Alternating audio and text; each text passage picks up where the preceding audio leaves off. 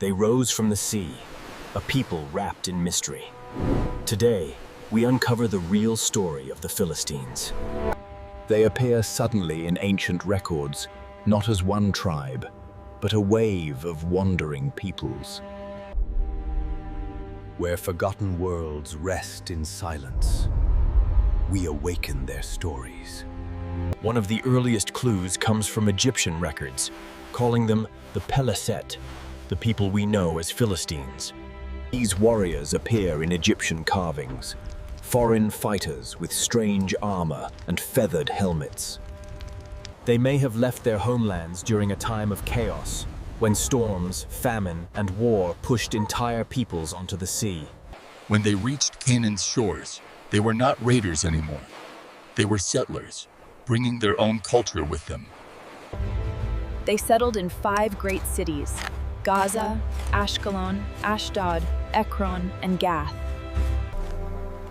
Their pottery revealed a secret. It looked nothing like the pottery of Canaan. Their tools, weapons, and art told the truth.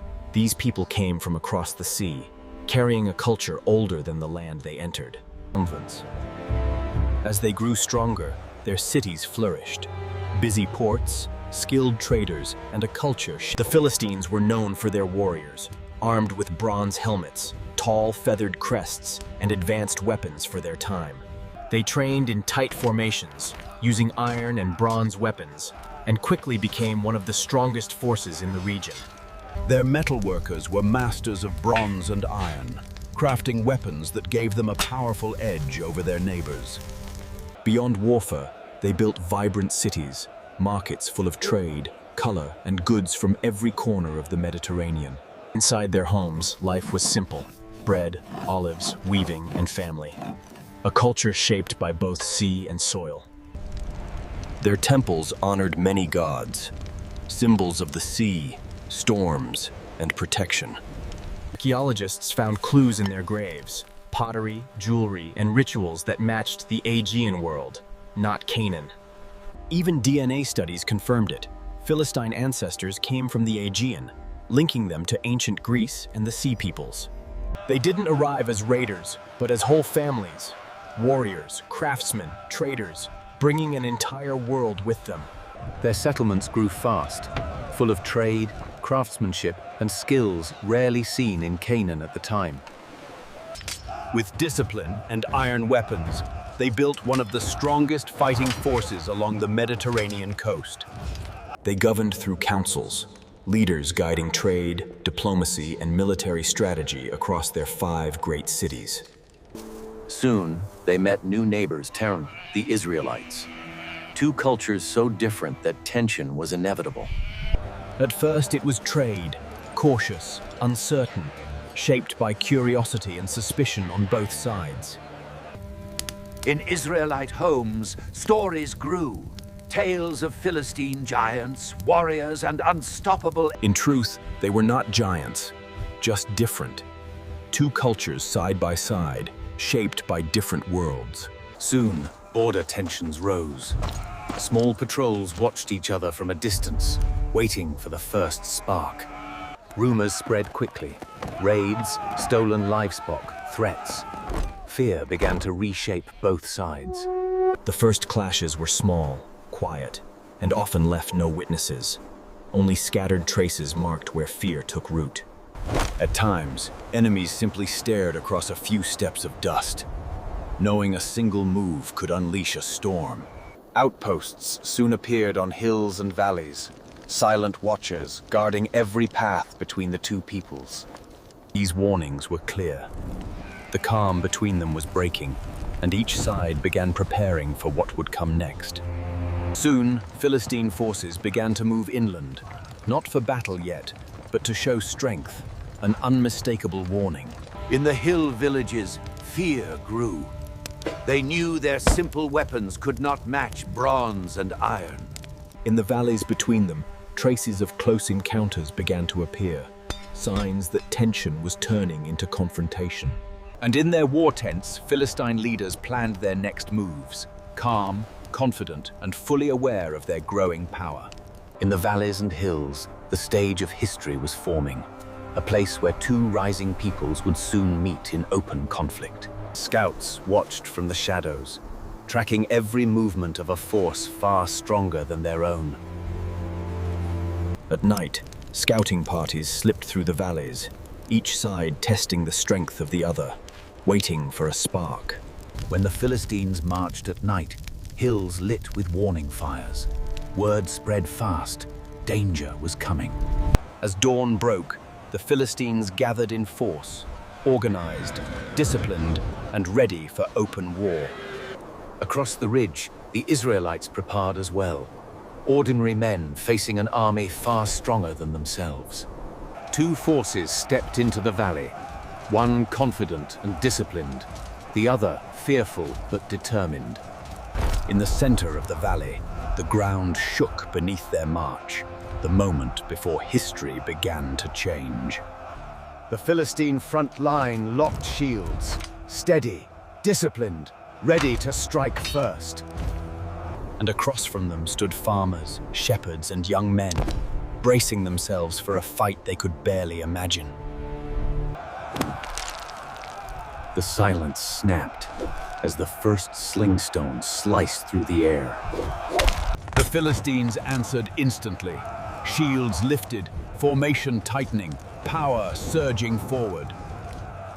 With shields locked and spears lowered, the Philistines surged forward like a living wall of bronze. From the hills, a storm of sling stones answered, flung with all the strength desperate men could gather. The first impact shook the battlefield, stones crashing into bronze as the Philistines drove forward without slowing. The Israelite front line strained under the weight of the charge, fighting not with strength, but with sheer will. Spear met shield in a storm of dust, the Philistine formation pressing forward with unbroken force. The Israelite front began to buckle, overwhelmed by discipline, weight, and the relentless push of bronze. On the left flank, the line broke wide open, giving the Philistines the space they needed to drive straight through. The breach became a flood, Philistine warriors pushing deeper as panic spread through the Israelite ranks. For many, this was no longer a battle, but a fight to survive the sprint across the valley. Across the valley, small pockets of desperate fighters held their ground, but each was slowly surrounded. Some escaped through rocky passes, chased by the echo of bronze boots and the shouts of their pursuers. The valley scattered them, broken groups running in every direction, hoping to outrun the bronze wave behind them. The Philistines moved with precision, splitting into squads, sweeping the valley with relentless discipline. When the dust began to settle, the valley lay silent, marked by the scattered remains of a desperate struggle. Those who survived hid in the rocks, exhausted, frightened, praying the search parties would pass them by. The Philistines swept the valley, claiming every path. For the Israelites, the defeat was overwhelming, a painful reminder of the power gathering on their borders. With victory secured, the Philistines set new boundaries, taxes, demands, and control over key roads. In the hill villages, fear settled deep, for the Philistine shadow now reached farther than ever before. Philistine control reached into markets and homes, with taxes, oversight, and foreign soldiers watching daily life. In many homes, conversations grew quiet, families wondering how long they could live under another people's rule. For some, anger began to grow, the quiet kind that rises slowly, shaped by watching strangers walk their roads.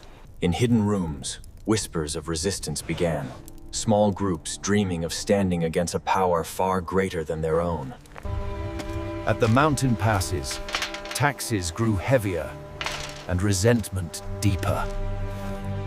In the villages, fear turned into anger, and anger slowly into resolve. Philistine culture spread outward, Symbols, laws, rituals, reaching into towns that never asked for change. For some, defiance finally broke through fear, a quiet act, but the first sign that control would not last forever. Victory made the Philistines bold, certain their power would last without challenge. And in dark, hidden places, a new resolve formed. Quiet voices planning how to reclaim their future. When symbols of authority began to fall, the Philistines realized resistance was no longer silent. In workshops and homes, quiet preparations grew, shaped not by fear, but by a rising belief that change was coming. Philistine watchposts rose across the hills, reminders that every harvest, every road, every sunrise was under their control. And in the mountains, determination hardened, small bands ready to strike back, no matter the cost. The first bold strike came at dawn, a sudden blow that shattered the illusion of absolute control. The retaliation swept through the hills, searching homes, questioning families, hunting for those who dared to resist. From the high ridges, rebels watched their villages suffer, and anger hardened into something unbreakable. To crush rebellion, the Philistines tightened control. Forts on ridges, soldiers on roads, every path watched.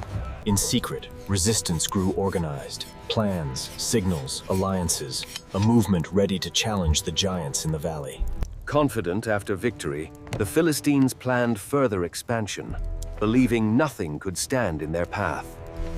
In the hills, hope survived quietly, carried by those who knew their land, their people, and their courage. To show their strength, the Philistines marched openly, reminding every village who now ruled the land. And at dawn, a burned banner sent a quiet message. Resistance had learned to speak without fear. The burned emblem struck at their pride, an insult the Philistines could not ignore. In the mountains, unity replaced fear, families and fighters standing together for the first time. To crush the rising defiance, the Philistines swept across the hills with overwhelming force, louder and harsher than before. But pressure forged unity, and unity forged courage. What had begun as whispers was The first strike fell from the cliffs, fast, silent, devastating. The hills themselves joining the fight. Caught in the narrow pass, the Philistines faltered, discipline shaken, strength trapped in tight stone walls. In the trapped pass, their strength became a weakness. Formation shattered, command lost, power slipping away. From the ridges they rushed, no longer hidden, no longer silent, a people finding their courage at last. In the tight pass, the Philistine strength broke apart, overtaken by terrain, surprise, and a courage they never expected. The rebels held the ridge, tired, bruised but victorious, their courage echoing across the hills like a spark in dry grass. Word raced through the hills at dawn, whispers growing into shouts. A victory, small but impossible, had been won. In one evening, the hills burned with signal fires, a people rising together, no longer afraid to stand. Across the plains, the Philistines realized the truth. One small rebellion had become a wave too large to ignore. The rebels held the ridge, tired, bruised but victorious, their courage echoing across the hills like a spark in dry grass. This was the spark, the moment before history's most iconic rivalry began. The past never truly sleeps.